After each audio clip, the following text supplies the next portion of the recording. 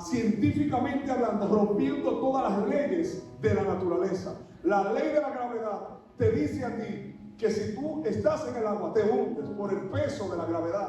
Pero Cristo estaba en este instante rompiendo toda clase de leyes, termodinámica, la ley de la gravedad, la ley, todas las leyes humanas, gloria a Dios. Y en este contexto, gloria a Dios, es que Jesús viene a sus discípulos haciendo aparición de manera milagrosa, gloria a Dios. Y lo que yo entendía por esto es que cuando Dios quiere bendecir a alguien, cuando Dios quiere bendecir a un hijo suyo, Dios hace de lo imposible lo posible. Cuando Dios dice que te va a bendecir, no importa que tú estés descacarado, no importa que tú seas la persona más pobre, gloria a Dios. Cuando Dios dice que te va a sanar, no importa el diagnóstico que te haya dado el médico, porque yo conozco a un Dios que sabe romper, gloria a Dios, toda palabra, todo pronóstico del diablo. No hay cosa que el Dios que tú y yo le servimos se atreva a hacer por causa tuya, gloria a Dios. Y es que, hermanos, vemos a Jesús, aleluya. Yo quiero, hermano, que usted te traslada a esta historia. Jesús caminando sobre las aguas, cogiendo las olas como un piso, haciendo un agua, las aguas en algo sólido, gloria a Dios. Y yo me imagino que Jesús, si tiene que romper todas las leyes a vida y por haber, cuando tú estás en peligro, Él lo va a hacer. Ese es el Dios que tú y yo le servimos. Que si Él tiene que romper los cielos, hacer una nueva tierra, si Él tiene que hacer cosas inimaginables por causa tuya, Él lo hará, y a su nombre.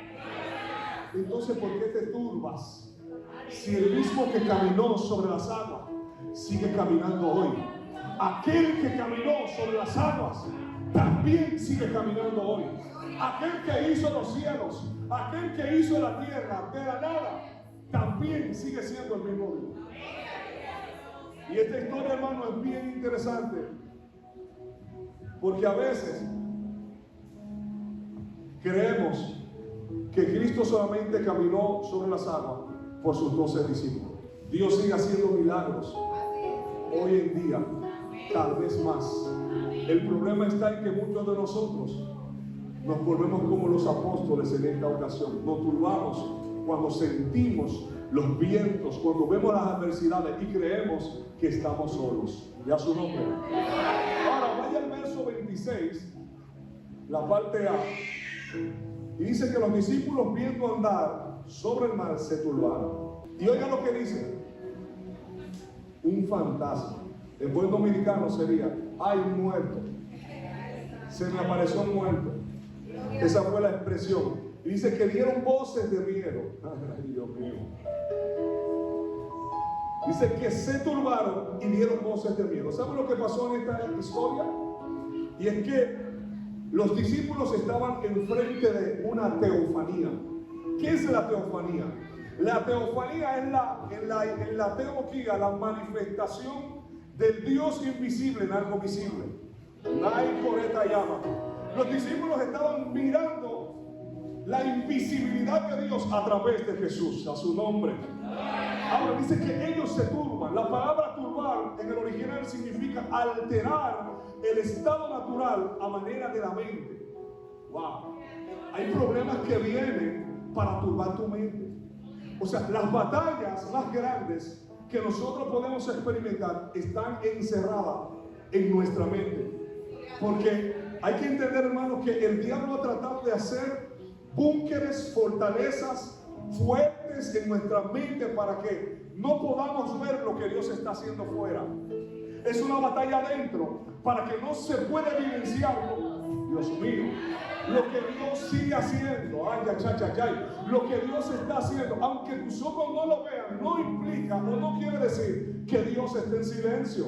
El que tú no lo veas no quiere decir que Dios no esté trabajando. Tal vez tú estás en una situación y Dios ahora en día está atando cabos por ahí arriba, creando conexiones divinas que tú no las creaste, que tú no las pediste, que tú no las formaste. Sin embargo, Dios está hablando por ti. Dígale al que está en lo suyo: Dios está hablando por ti. Ay. La mayor recomendación es la que da el Señor. Porque cuando Él recomienda, Él respalda. Yo no he visto a Dios dejando solo a...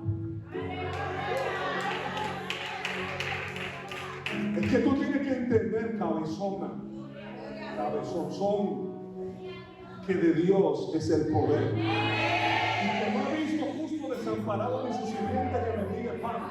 Te estoy diciendo que Cristo rompió las reglas. Nadie en la historia ha caminado sobre las aguas. Primer milagro en la historia, un hombre que camina, si se le puede decir que fue hombre, sobre las aguas. Pero no solamente camina él, sino que hace que otro mortal, Dios mío, camine sobre las aguas. Lo que te quiero decir es que si Dios tiene que llevarte por los aires, si Dios tiene que revelarle tu nombre, tu cuenta bancaria a alguien, Dios se la puede. Si Dios tiene que tocar a alguien para que te bendiga con un vehículo, también Él lo puede hacer. Si estás orando por un compañero y el compañero está en África, está en Australia, yo conozco a un Dios que tiene carro de fuego, gloria a Dios, que lleva Elías, que lo transporta, que tiene una línea aérea, gloria a Dios, que paga en los Satayanda Kima, que paga en primera clase. Yo conozco a un Dios que es dueño de los almacenes, que es dueño de los colmados. Yo conozco a un Dios, que es que tú tienes que provocar a ese Dios que le dice a la escasez: mira escasez, yo soy el dueño del oro y de la plata, Dios mío, el que por mi sangre tus enfermedades fueron curadas, fueron sanadas. Ahora, ¿qué es lo que pasa en esta historia? Que ellos se turban, y es lo que es interesante resaltar, es que no reconocen a su maestro. El que tenía 3 años con ellos, la turbación hizo que no lo reconocieran. ¿Cuánta gente en medio del problema se le olvida quién es su Dios? ¿Cuánta gente con problemas y engancha al Dios que puede resolverle sus problemas? ¿Cuánta gente cuando llega la abrumación, cuando llega la tormenta, se le olvida quién es Dios? Y van a llorarle al diablo, y van a llorarle a un jefe, y van a llorarle a un gobierno, a una tarjeta de solidaridad. Pero tampoco estudió. Ahora fíjese que Jesús venía a ellos con la intención de salvarlo. Sin embargo, yo lo veo como un fantasma. Jesús viene en forma de ayuda y ellos lo ven en forma de problema. Wow. ¿Cuántas veces Dios está orando y creemos que es el diablo y es Dios? Lo que pasa es que a veces Dios permite las tormentas, porque las tormentas van a ser lo que pasa en este capítulo al final. Le adoraron y reconocieron que Jesús era el Hijo de Dios. Si no tiene la tormenta, ellos iban a reconocer a Jesús como el Maestro. Ya no es el Maestro, ahora es el Hijo de Dios. Wow. Es decir que a veces vemos a Dios de la manera incorrecta. Y esta sensación fue la que de alguna forma, iglesia, confundió la razón de sus discípulos. Gente experimentada, gente que estaban acostumbrada a estar con el Maestro 24 horas. Dormían con Él, caminaban con Él, comían, hacían todo con Él. Sin embargo, cuando lo ven caminando sobre el mar, en una manifestación de poder y de gloria, no pudieron reconocerlo. Ay, Dios mío. Es que, hermano, Dios se transmuta. Cuando Dios va a hacer algo, Dios, si tiene que convertirse en San Cucay, Dios lo hace. Si Él tiene que convertirse en Abinader, también lo hace. ¿Alguien entiende lo que le estoy diciendo? Dios no tiene limitación. La limitación está en nuestras mentes. Ahora, los discípulos, y yo me imagino que de alguna forma, en vez de ver la solución, vieron a Jesús como su verdugo. El hombre que le provoca un tormento tal que ni siquiera las aguas pudieron turbarlo. Porque ellos se turban cuando ven a Jesús. Yo no sé si usted entiende, pero yo no concibo que yo me pueda turbar cuando yo vea a Dios obrando. El Dios obrar no puede turbarme, debe de producir totalmente, diametralmente lo contrario. ¿Cuál es el problema? Que cuando le damos cabida a los pensamientos, cuando le damos cabida a la razón, porque la razón te dice a ti que nadie camina sobre el mar, pero la razón es finita y no es perfecta. La razón es humana y fallamos, tenemos debilidades y somos seres imperfectos. El que yo no entienda cómo Dios está obrando no quiere decir que yo tenga la razón. Cuando yo utilizo la razón para creer, ahí hay problema. Yo tengo que utilizar la fe para creer. Amén. Para creer y ver que Dios va a extender su mano.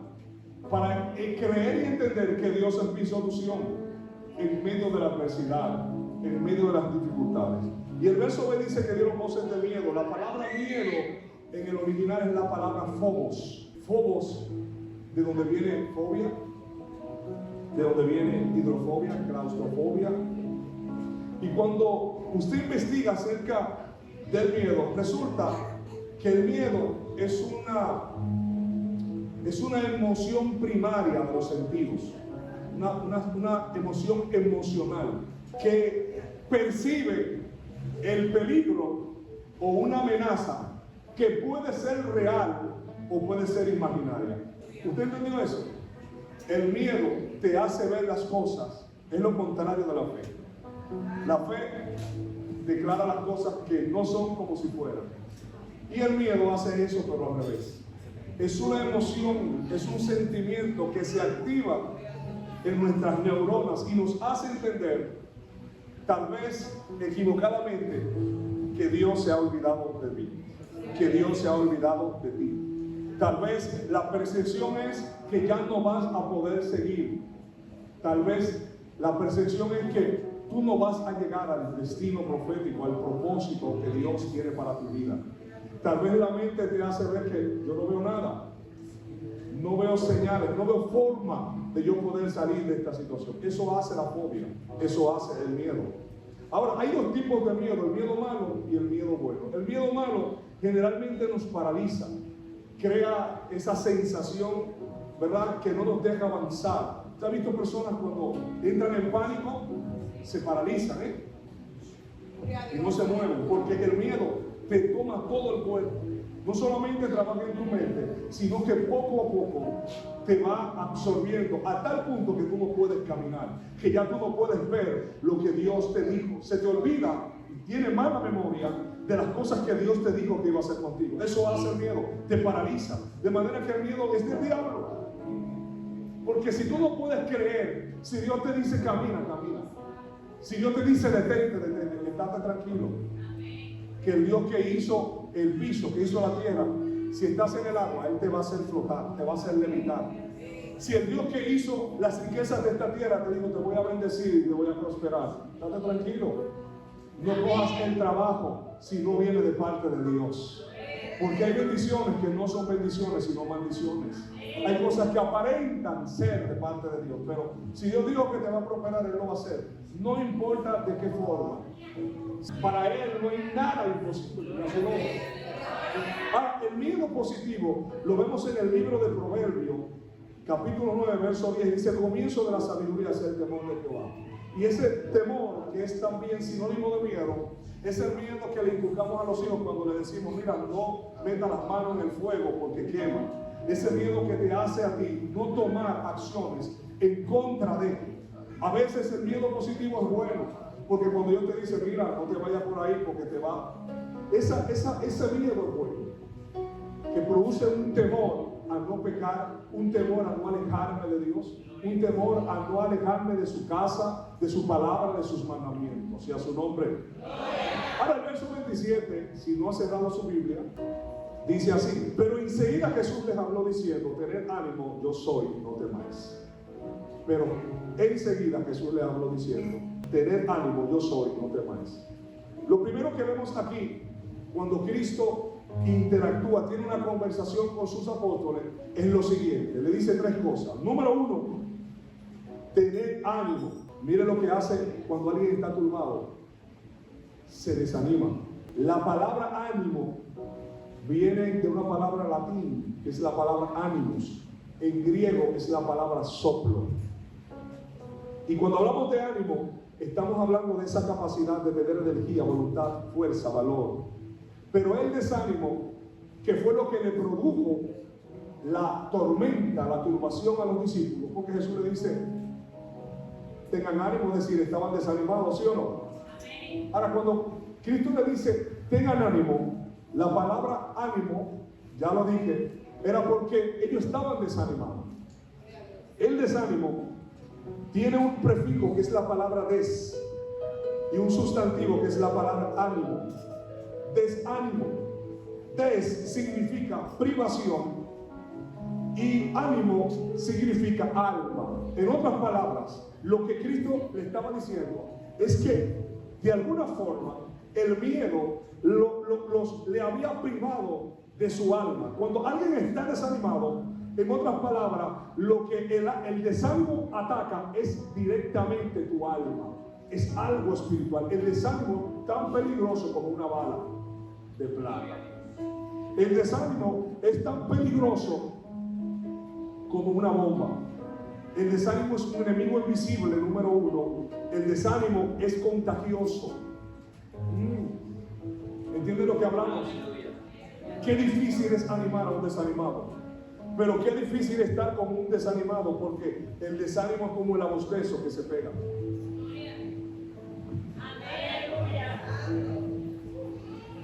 Mire, hermano, si usted está desanimado, no se conecte con un desanimado. Hay gente que está desanimado en relación a Dios. Póngale una historia. Hay gente que no suma ni multiplican, sino que restan y que dividen. Aléjese, aléjalo, porque el desánimo se pega. El desánimo es una influencia. Si tú estás viendo a alguien desanimado en cuanto a Dios, trata de desconectarte un poco, porque al final vas a ser absorbido.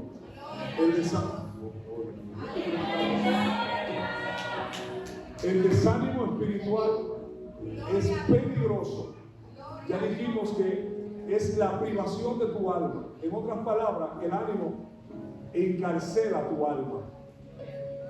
Te quita la fuerza, el deseo de ser cristiano, el deseo de adorar, el deseo de avanzar, el deseo de crecer. Y a su nombre. Y número 3, el desánimo es una actitud asumida. Diga conmigo, asumida. ¿Qué quiere decir esto? Que usted decide estar desanimado o no. Si usted decide entregarse a la falta de fuerza, de voluntad, o usted decide propiamente marcar la diferencia. Usted decide seguir estando en el mismo banco día tras día. Usted decide seguir hablando de un Dios que hizo milagro en el Nuevo Testamento. No, yo no solo le creo a ese Dios, yo le creo a un Dios que siga haciendo milagros hoy día. Usted decide seguir creyendo a ese Dios que no hace nada. El Dios que yo le sirvo, usted me excusa, el Dios que yo le sirvo trabaja todos los días. El Dios que yo le sirvo nunca ha pasado de moda. Siempre ha estado funcionando. Su fábrica en el cielo siempre está operativa. Ese es el Dios que yo le sirvo. Yo le pregunto, ¿por qué usted ha perdido el ánimo de servir a Dios? ¿Cuál ha sido la causa? Porque así estaban los discípulos desanimados en medio de la barca. La segunda frase que Cristo le dice es: yo soy. Número 1, ¿qué fue lo que le dijo? Yo soy. No. Número 1, le digo: tengan ánimo. Ustedes ven, tengan ánimo. Se equivocaron. Número 2 le dice: yo soy. La palabra yo soy que Cristo manifiesta a sus discípulos es la misma respuesta de Dios cuando Moisés le pregunta a Dios: ¿cómo tú te llamas? Cuando Moisés le pregunta a Dios: ok, tú me envías, pero ¿cómo le digo al faraón quién me envió? Y él le dice: yo soy el que soy. Wow. Jesús le dice: yo soy. En este momento los discípulos estaban de frente ante la Trinidad misma. Ya Cristo no era el Jesús hombre, sino que era el Padre, el Hijo y el Espíritu Santo en una misma persona. Wow. Lo que los discípulos pudieron experimentar, Dios mío, es el gran yo soy. Yo soy el sanador, yo soy el que camino sobre las aguas, yo soy el que proveo, yo soy el que te sano, yo soy el que fluyo, yo soy la puerta, yo soy la resurrección, yo soy la vida, yo soy el alfa, el omega, gloria a Dios. De manera que lo que los discípulos estaban experimentando era el verdadero nombre de Dios, como Dios se le conoce a nivel espiritual en los cielos. Gloria al Señor. Oigan, esto fue algo sorprendente. Yo estoy seguro que los discípulos no estaban preparados para recibir esta palabra, porque es la palabra que define a un Dios indecible, a un Dios impredecible, que no tiene forma, que no tiene limitaciones. Y de acuerdo a la gramática hebrea, la palabra yo soy, lo que quiere decir es aquel que estaba, aquel que está y aquel que estará. ¿Usted ha entendido esto? Yo soy, en la gramática hebrea, implica a un Dios que estaba, que está y que estará. Y esto nos habla de presencia. Un Dios que está presente, un Dios que no es ausente a tu situación. El Dios que estaba cuando naciste, Él también está ahora que creciste, y también estará cuando llegue a tu ocaso. ¿Qué te quiero decir con esto? Que la presencia de Dios estará siempre con nosotros, porque Él fue, Él es y también será. No es un Dios que nos abandona, no es un Dios que nos deja, que se olvida de sus obras, porque hay gente que se han tirado al abandono, hay gente que piensa que Dios ya se olvidó de ellos. Pero cabezón, debemos decir en esta mañana que Él es el Dios presente. Te estoy diciendo que Él es el Dios que hace presencia. Él es un Dios que no se olvida de las obras de su mano. Los que generalmente nos olvidamos somos nosotros. Lo tercero que le dice, no temáis, una vez más la palabra phobos. Verso 28, ya casi termino, como dicen todos los predicadores. Entonces respondió Pedro y dijo, ¿quién respondió? Pedro. Señor, si eres tú, manda que yo vaya a ti sobre las aguas. Si eres tú, manda que yo vaya. No que tú vengas, sino que yo vaya.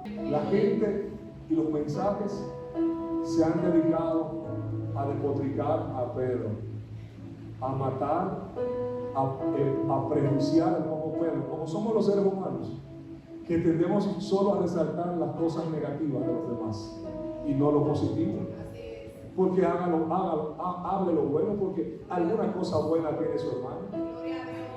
Miren, aún la suegra, algo bueno tiene que tener, porque esa fue la que le dio el macho o la macha. Algo bueno tiene que tener. Las adversidades, algo bueno traen. Las cosas negativas, algo bueno traen. No vea siempre lo negativo. Y la gente tiende a hundir el poco Pedro. Antes de que se hunda, que ya lo hundieron. Hombre de poca fe, pero camina tú. Ponte a caminar tú a ver si es chile lo que marca la chiva. Ponte a caminar, vete la playita y volvete de la punta. Ponte a caminar sobre las aguas. A ver si tú eres Pedro, si tú eres Pedrito. Tú vas a ser pedazo, porque probablemente te hundas. Pero ¿qué pasa? Que Pedro le dice aquí, si eres tú, porque él no es pendejo, si eres tú, di que yo vaya. Pero él no le dijo eso a su discípulo. Habían 12, 11, pero a quien él le dice, si eres tú, qué bueno es cuando podemos contar con Dios. Qué bueno es cuando la iglesia sabe a quién dirigirse. Qué bueno es que cuando hay problemas tú sabes a quién invocar. Qué bueno que antes de sentarte, de desmotivarte, de quejarte, vas a la presencia de Dios y expone ahí tu causa al único juez justo, que tiene el poder, que tiene la soberanía, que tiene la mano, que tiene la vara, que tiene la autoridad para resolver tus problemas. Qué bueno cuando la iglesia sabe a dónde está su socorro y sabe que está hacia arriba y no hacia abajo, no hacia las relaciones personales, sino a un Dios que sigue obrando de manera milagrosa, de manera extraordinaria, porque Él es el mismo Dios. Él no se ha mudado de casa, Él no se ha mudado de trono y tampoco se ha ido a otro cielo. Él no se esconde. Él es un Dios que resuelve y que enfrenta tus necesidades y tus situaciones con el propósito de resolverlas. Ahora, el que Cristo caminara sobre las aguas fue poderoso, ¿sí o no? Esto fue grandioso, hermano. Ver por primera vez, nadie en la historia de la humanidad ha caminado sobre las aguas. Wow, qué tremendo milagro, qué espectáculo. Agarrar las aguas como un piso y solidificar las aguas y caminar. Y no solamente camina, sino que hace que el que viene a él lo hace caminar.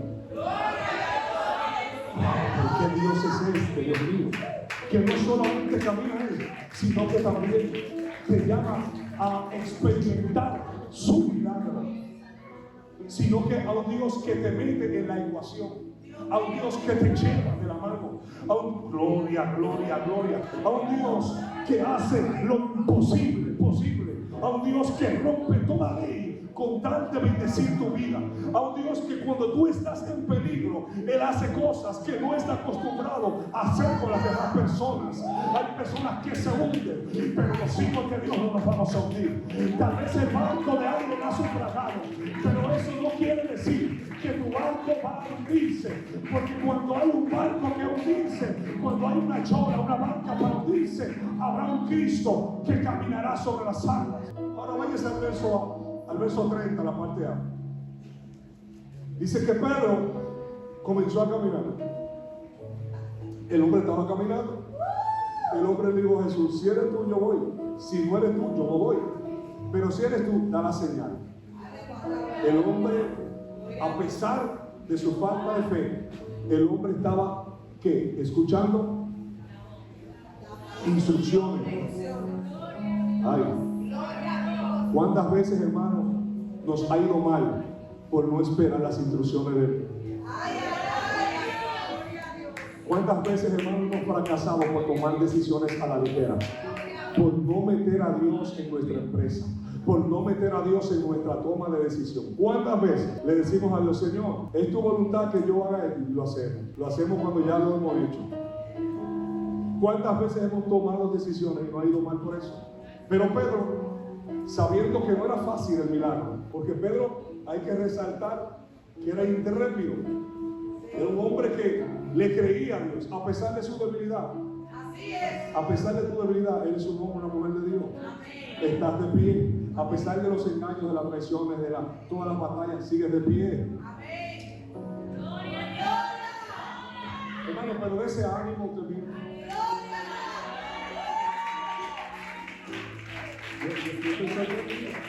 Cuánto entusiasmo.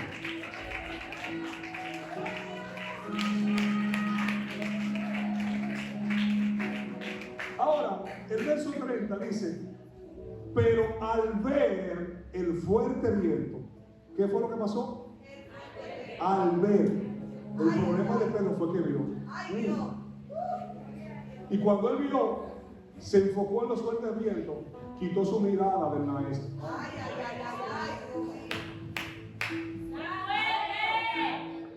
¿Cuánta gente hundiéndose porque ha quitado su mirada de Jesús?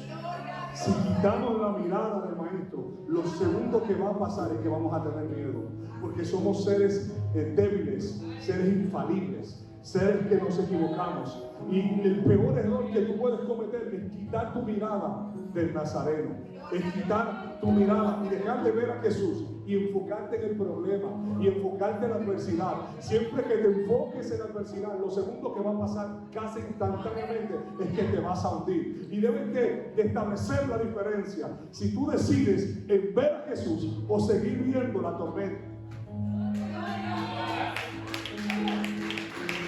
¿Qué vas a elegir? ¿Vas a ver a Jesús o vas a seguir viendo tu problema? ¿Vas a seguir viendo el proceso, la dificultad, la crisis, o vas a mirar a Jesús? Porque si quitaste la mirada de Jesús, I'm sorry for you. Búsquele un salvavidas, porque te vas a hundir. Entonces tú tienes que decidirte en ver el problema o ver al resolvedor de los problemas. ¿Y sabe qué? ¿Qué es interesante de esta historia? Que unas horas antes los discípulos habían experimentado uno de los mayores milagros registrados en las Escrituras: la alimentación de 5,000 hombres, sin contar los niños y las mujeres. Unas horas antes, los discípulos habían visto que Cristo, ¿de cuántos panes? 5 panes y 3 peces. De esa cantidad de peces, Cristo alimentó a una multitud. Porque es que Dios no necesita de tus recursos para bendecir. Dios no necesita tu ayuda. Déjale ayudar a Dios. Eso dice que ayuda, que yo te ayudaré. Aquí eso no funciona. Dejemos las cosas y los problemas en manos de Dios. Porque si usted mete la mano, lo daña. Y los discípulos, de alguna forma, se le había olvidado el milagro creativo que habían visto sus ojos. Nadie había alimentado tanta gente. Imagínense, hermano, hay gente que comían, eran de 8, había gente que comían duro, ¿verdad? Así como come hoy. La gente que me puede invitar a la casa, alguien que voy a mirar disimuladamente. Y esta gente había experimentado un milagro, pero la tormenta le trajo un lapsus mental. Hay gente que olvida lo que Dios ya ha hecho en el pasado. Hay gente que se le olvidan los milagros. ¿Y cómo es que somos tan fácil para olvidar lo que Dios ha hecho con nosotros?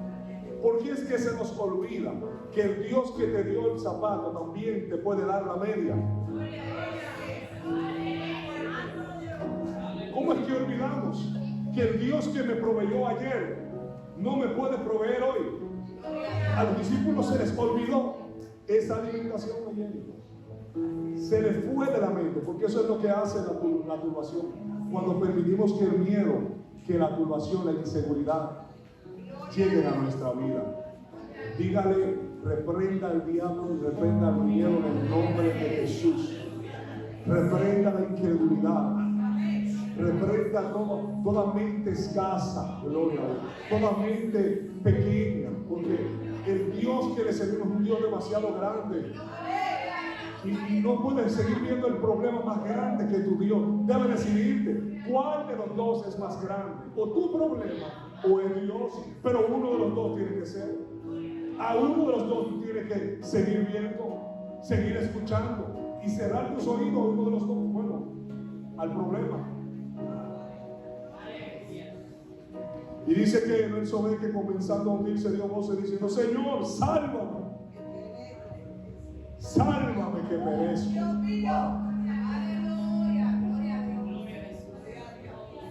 Sálvame. Pero ven acá.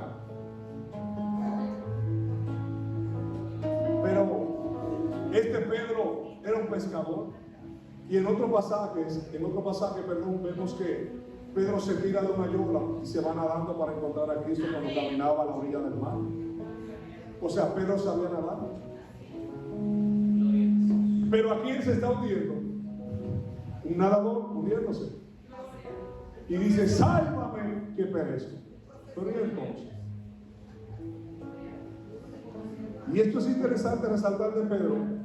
Y es que a pesar de haber dudado, a pesar de él ser un nadador experto, Pedro decide abandonarse al socorro y a la voluntad de Dios. Lo que esto nos enseña es que las adversidades hay que aprender a resolverlas al modo Dios. Abandonado a la voluntad de Dios. Es una cosa difícil, pero es posible. Pedro no quiso seguir dependiendo de su braceo, de su pataleo. Usted no me entiende. Que deje de depender de usted. Deje de estarle dando tanta mente: 2 más 2, 4, 4 más 2 son 6, 6 más 2 son 8, 8 y 8, 16. Deje de estar pensando así. Ríndase. Cuando una persona se rinde, ¿cuál es la señal de la rendición? ¿Por qué? Porque Son las manos el problema. Queremos hacerlo todo a nuestra forma, a nuestra manera. Queremos resolver los problemas a nuestra manera. Queremos que las cosas se resuelvan en nuestro tiempo. Y la idea aquí es que usted haga como Pedro. Ok, Señor, me rindo. Ahora sálvame, porque tú sabes que yo soy carne. Reconoció, se humilló, se humilla y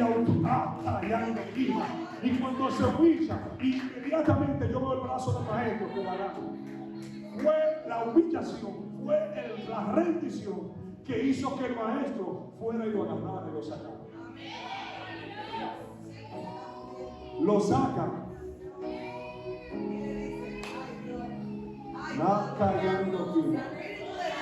Yo siento, alguien que adora a Dios aquí. Alguien que adora la vida. Lo saca. ¿Y a dónde lo pone? ¿A dónde lo pone? En la misma agua de nuevo. Santo. ¿A dónde él estaba? Lo saca de ahí. Lo levanta y lo pone a caminar otra vez. Porque ellos estaban en la chola. Luego que van a la chola. ¿Y cómo llega Pedro? A caballito mismo caminando otra vez. Pero esta vez no estaba caminando solo. Ahora tenía un maestro que iba al lado de él, llevándole, caminando solo. Yo me imagino, coge agua ahora. Ahora sí, en la segunda oportunidad el hombre lo hizo bien, porque dice que llega a la barca. Y es cuando ellos ven esta manifestación que se arrodillan. Y yo me imagino estos hombres terminando. Pero eso no es el maestro que yo estoy acostumbrado. No. Es que cuando tú estás en peligro, Dios se transforma en Saiyajin 3 y tiene que hacer. Cuando tú estás en peligro, Dios hace lo inimaginable. Cuando tú necesitas su ayuda,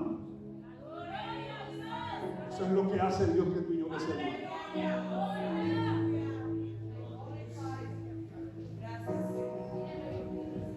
¿Y sabe qué es lo que resalta interesante de esta historia final? Es que los discípulos reconocen a Jesús no como el hijo de María, ni a Jesús como el carpintero, ni a Jesús como maestro. Lo reconocen como verdaderamente tú eres el Hijo de Dios. Hubo una interpretación espiritual, porque así es como le llaman los demonios a Jesús. Así es como los ángeles le hablan a Jesús, el Hijo de Dios. Pero no solo eres el Hijo, sino que eres el verdadero. Wow, qué reconocimiento de Dios. ¿Y cómo ellos reconocen esa dimensión de Jesús? A través de la tormenta. Sin tormenta no habrá revelación. Sin tormenta, sin viento contrario, ya no hay gloria, Dios mío. Porque hay algo que hacen los vientos, es sacar esa palabra de rema, esta palabra de logos que está dentro de ti. No se va a revelar al menos que los vientos lo provoquen. Por eso es que los vientos contrarios, los vientos contrarios vienen a desatar algo que está escondido, algo que está interno, algo que está dentro de ti, que va a hacer que Dios mío, siento a Dios aquí, que va a provocar que tú lo escupas, que va a provocar que tú lo hables, que tú lo digas.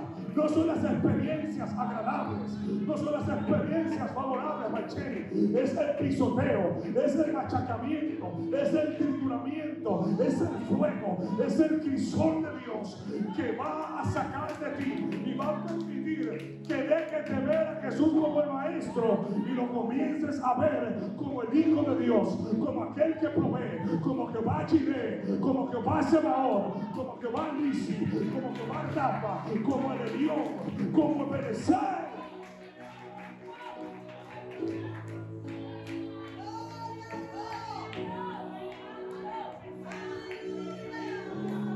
Póngase de pie, por favor.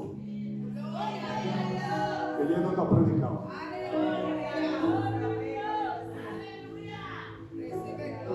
Dígale, vientos contrarios. Dígame, vientos contrarios, venid a mí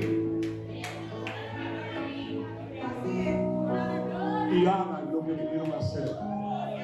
Porque al final del vendaval, al final de la crisis, al final de los vientos contrarios, van a ver mi mejor versión. Lo mejor que vi lo van a ver después que haya enfrentado las ráfagas de viento, los vientos huracanados. Porque de hecho ráfaga es un viento, pero tiene la connotación de que es temporal y es de corta duración. Lo que esto quiere decir que los vientos no van a ser hasta que conozcas el dedo. Los vientos tienen fecha de caducidad, cabezona. Lo que estás enfrentando es por un tiempo leve. Y esto leve en la Biblia trae algo poderoso, algo que es eterno. Y hay gente aquí que está batallando con los vientos. Y está contradiciéndose y está a veces desanimado. Pero enfócate, sintonízate y comienza a hablar el lenguaje de los vientos. Comienza a hablar el lenguaje de los vientos. Porque los vientos se detienen con una palabra. La Biblia dice, escuchen, que Cristo calma la tempestad y que Cristo calma los vientos. Pero Cristo no le grita a los vientos, Él le habla. Él le habla. Y cuando usted tiene miedo, usted no habla, usted grita. Cuando usted tiene miedo, usted tiembla, la voz le cambia. Cuando usted habla, esto quiere decir que usted está en paz. Usted está tranquilo. Usted está... Que hay gente, hermano, que está desesperada porque ven que los vientos están azotando su barca y no se han dado cuenta que el que caminó sobre las aguas sigue caminando hoy todavía guerrero. Solo tienes que hablarle. No le grites a los vientos no se le grita, a los vientos se le habla. Aprenda a hablar el lenguaje, el código de los vientos. Los vientos no escuchan gritos, escuchan a alguien que habla. Los vientos no pueden reconocer a una persona que está turbada para ellos detenerse. Solo alguien que habla con ellos. Por eso Jesús entabló, los reprendió y le dijo: calle, porque los vientos hablan, porque hay situaciones que hablan, y así como hay situaciones que hablan, hay un Dios que también manda a callar. Yo no sé qué es lo que te está hablando a tu mente, a tu oído. Hay situaciones que te hablan, que te susurran y que te dicen que no vas a llegar, que te dicen que de qué ha valido consagrarte, de qué te ha valido servir a Dios. Hay situaciones que te están hablando ahí y te dicen: apártate, deja el camino, vuélvete atrás. Yo no sé, pero esta palabra es para alguien que el diablo le ha ministrado: vuelve al mundo, vuelve atrás. Porque cuando tú estabas en el mundo tenía abundancia. Porque cuando tú estabas ahí atrás, tenía provisión. Mira, manda callar a ese viento. Háblale y dile: gloria a Dios. Háblale que tu vida está atada al Dios de lo imposible. Y que no importa qué tan fuerte puede ser lo que te esté pasando.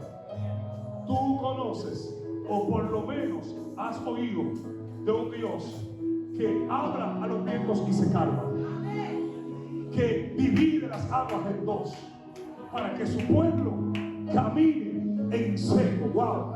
¿Qué Dios es este que hace que su pueblo pase el mar rojo y no pasaron corriendo aún cuando Faraón estaba detrás? ¿No le parece extraño? Normalmente una gente cuando corre de alguien sale corriendo, anda rápido, pero el pueblo pasó caminando. El pueblo pasó caminando con el enemigo detrás. Porque eso es lo que hace Dios, que te da paz. En medio de tu tormento, en medio de tu aflicción. No es para que te turbes, es para que camines, es para que pases el mar rojo. Y cuando pases el mar rojo, entonces cantes el himno, el himno de victoria. Hay gente que tendrá que cambiar su lenguaje y ya no será el cántico de luto, el cántico de queja, sino un cántico de gracia, un cántico de victoria, dando gracias, adorando al Dios que le dio la victoria.